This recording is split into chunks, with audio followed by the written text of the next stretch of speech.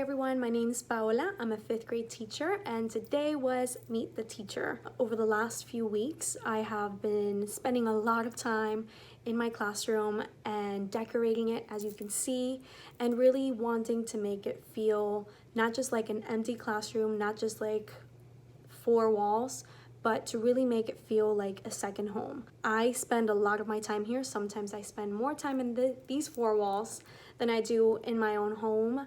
And for a lot of our students, it's the same thing. Many of them, this is their second home. This is where they feel at home, and I want to provide that environment. So although yes, you see it's all nice and cute, it's not just for the aesthetics of how cute it looks, it's really for the feeling of having a safe place. And I want this classroom to be a safe place for my students, which is why I've spent the last couple days, weeks even, just getting the space ready for learning. The back to school week, pre-planning week, is a really important week to really make this place look more like home. I have students who don't have very stable home conditions. I have some that do, but I want to make sure that this classroom is another place where they feel safe, where they feel valued, and that it's conducive to their learning environment. During that pre-planning week, a lot of teachers go to several meetings for many different things, learning different practices, strategies that we can use in the classroom. And then after that, we get some time to work in our rooms and really make it our own, make it our own style and a great learning place for all of our students. So everything that I have put in this classroom, while it is very pretty and very cute, it is for the ultimate purpose of really making them feel comfortable, because if they feel comfortable in the place that they're learning, they will be more successful. So I'm excited to take you guys on a little tour of my classroom. So let's go. So here is my classroom. Here we have our general area where the students are seated in groups. I'm all about teamwork, so a lot of the activities that we'll do during the year will be with their groups, but I also understand that there's a fine balance between group work and having some time for them to have independent time for them to really practice those skills that they've learned on their own. So here is the basic area, and there are some school supplies that some of our parents brought in today. It's our board. Here we have our ABCs. It's not just any ordinary ABCs. These are with 5th grade specific vocabulary. So like, for example, in science we learn about open and closed circuits, so rightfully it's there. Key details, order of operations. Actually, instead of PEMDAS, this year or in the last couple of years, it's GEMDAS. The P for parentheses is now G for grouping symbols. But basically, this is an awesome resource that I got from Miss Fifth. I love her TPT store and also her Instagram. She always has really wonderful stuff. And right here is my desk, where all the magic happens. During the day, I usually am not at my desk because I'm, well, teaching. I'm walking around the classroom often. A lot of times I'll spend a lot of my time right there. This is my small group table. This is where I'll pull back any students that need extra assistance with any subject, any skill, strategy that we're working on. So they usually will come back here. This is where we also do acceleration. So like, for example, if we have students that already understand the concept, we want them to not be bored. So we definitely always encourage them to get ahead, teaching them new strategies and also previewing what we already are gonna do. This is another table where students can work in groups, and my classroom library.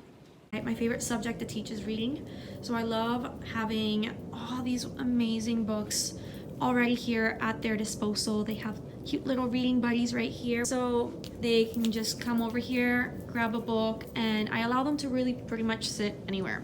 If they have some independent reading time, they can pretty much sit absolutely anywhere as long as they are on task and they're not disturbing anybody's learning.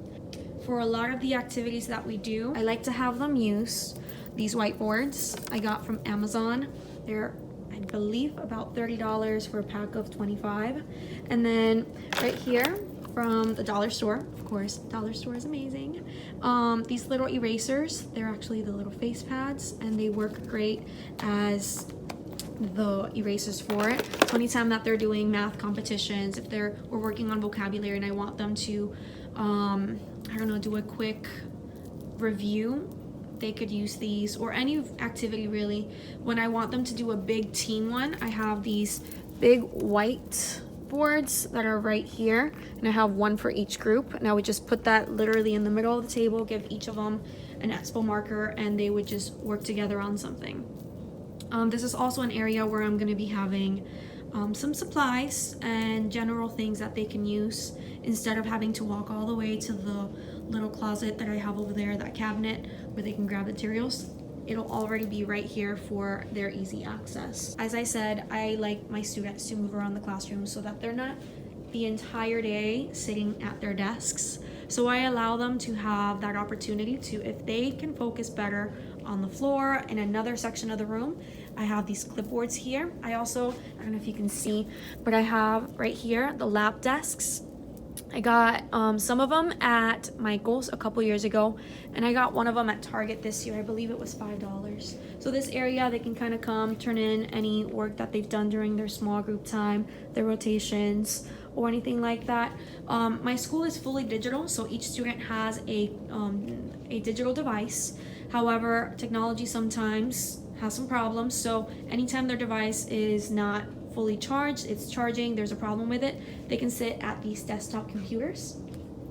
And this is where the magic happens. This is my small group instruction table. This is where I would spend a lot of my time pulling students that either need to be retaught a certain skill or standard, or I can pull students so that I can preview what is coming up next.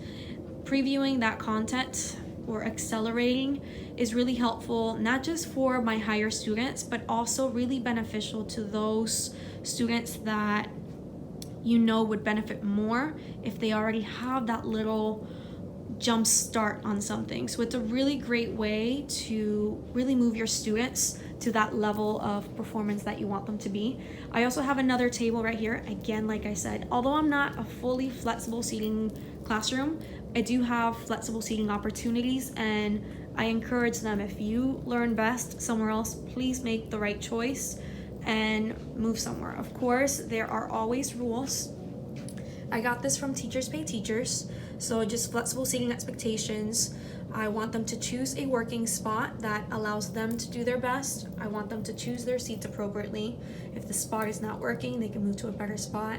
I want them to take care of the community supplies. So like, for example, I don't want them throwing this across the room. This is also another one of the flexible seating things. I want them to be gentle with them. Unfortunately, last year I had a student that sat a little bit too hard on my wiggle seat and it actually broke. So definitely having them make those good decisions and being careful with their materials is very important when it comes to the expectations for flexible seating. And also the biggest rule is I can move them at any time, anywhere. If I feel that that spot is not working for them, they gotta go. They have to move.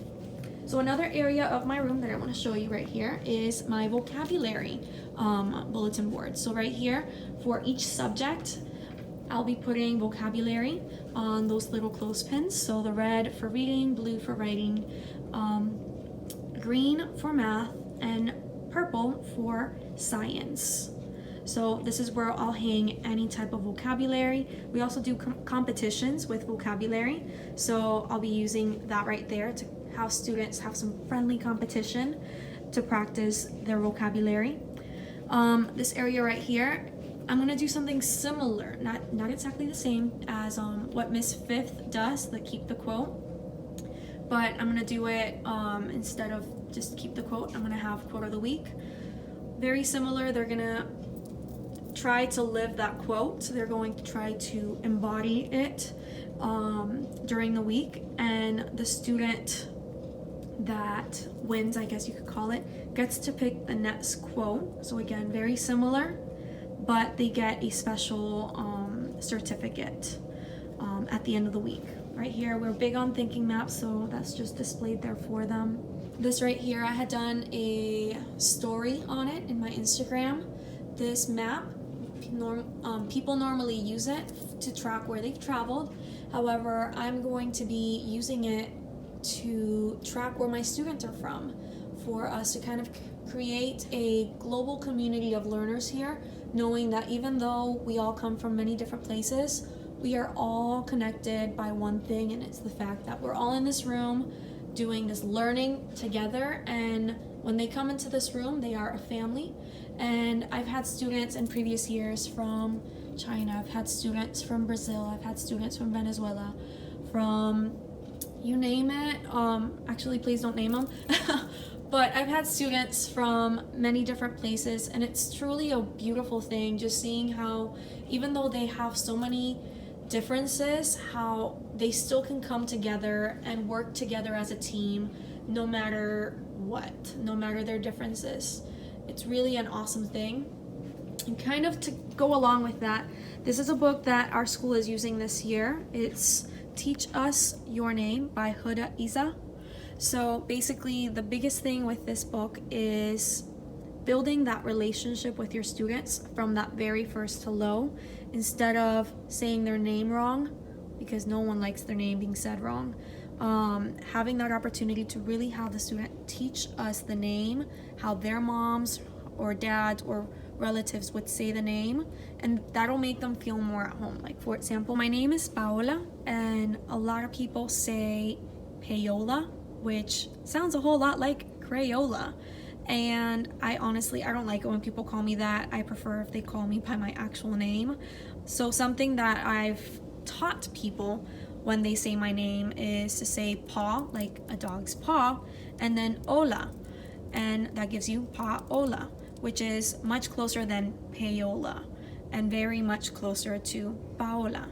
So that's just a little way that I teach people my name, and I'm gonna tell my students that story because I want them to be able to relate and be comfortable and really embracing their name, because their name is tied to their culture and to their family, and I really want them to embody that. This area right here is our AR fish tank, or accelerated reader. We use the accelerated reader program here at the school, and this is just to track their progress to reach their goal. My 5th graders are expected to meet 100% of their AR goal during the 9 weeks. So I actually will be creating little fishies that it will just be on a piece of paper and it'll be laminated, and each of them will go in this section at first, and their job is to move through the different sections of the fish tank until they get to 100% of their goal. They also get a grade for this.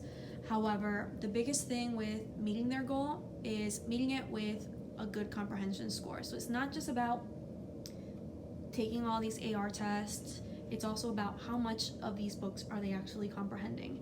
So if they don't have a passing rate on their AR tests, they don't get to the 100% club. They don't get to have a pizza party, they don't get to have a special reward because they didn't meet the 100% of the goal. And a lot of students, what they do is they will just take random quizzes on books they've never read just so that they can get the percentage met. However, the comprehension goal ends up being much lower. So I always encourage my kids, please make sure you grab a book that is on your level so that you are able to actually comprehend the book and that you are able to be successful, because when we read with a purpose to actually get meaning from the book, not just to take random quizzes. This area right here is where I'm going to be hanging my anchor charts and also displaying some student work. I have a lot of leftover space on my walls to show my anchor charts. We create a lot of them during the year, and especially right there in the back, I like to put them back there. And when I retire them and I have nowhere else to put it, I put them in the bathroom, which I'm going to show you guys the bathroom, not just because it's great, because it's not, but I did a little something that I like to do when I have no more space on my walls for my anchor charts is to put them in the bathroom. The reasoning for that is number one, I ran out of space on my walls, but number two, when they go to the bathroom, even if they're just going to waste time in there, they have something to look at in the wall, and that's an anchor chart from something we've done. So I'm gonna show you guys the bathroom in a little bit, not because there's anything in there that is worth looking at, but I did put a little something on the mirror that I wanted to show you guys, not because it's great.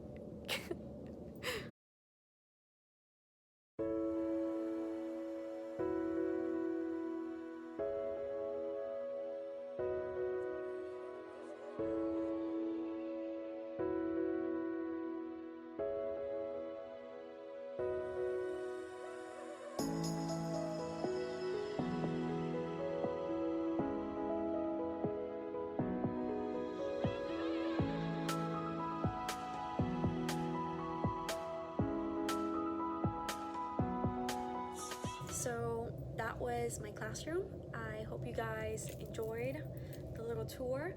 Please feel free to ask me any questions in the comments. I would be happy to answer any of them. I just want to wish everyone a happy school year. Happy 2019-2020 school year. I hope you guys all have the best school year ever.